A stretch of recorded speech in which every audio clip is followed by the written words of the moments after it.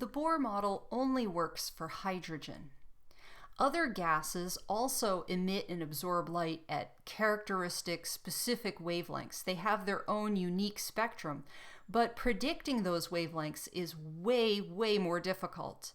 And this is because the electrons interact with each other as well as interacting with the nucleus. The hydrogen atom is very, very simple. You have one electron, one proton in the nucleus, and you only have to care about what those two things are doing. If you have more than one electron, then the electrons interact with each other as well as interacting with the nucleus. There's a lot more stuff going on. There's a lot more interactions to take into account.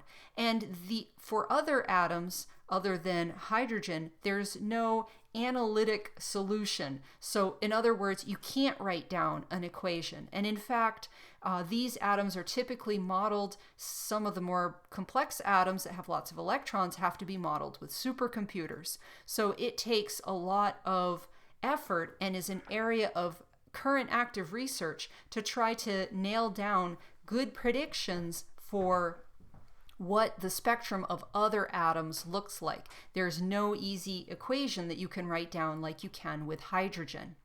But at any rate, we can measure what these spectra are, and these spectra are very well known for these other kinds of atoms. And you can see a few of them that are given here for hydrogen, which is the one that we can calculate well. And you'll notice that in this spectrum, there's some additional lines. So these are some of the ultraviolet lines that they included just for fun.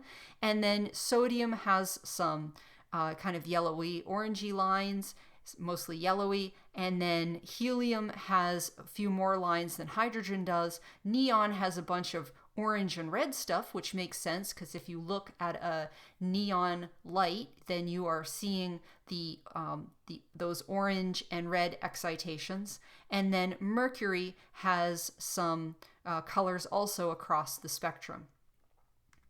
So here's another question for you. Cucumbers are pickled by soaking them in a salt solution, and salt is comprised of sodium and chloride. So if we apply a voltage to a pickle, what color should it glow?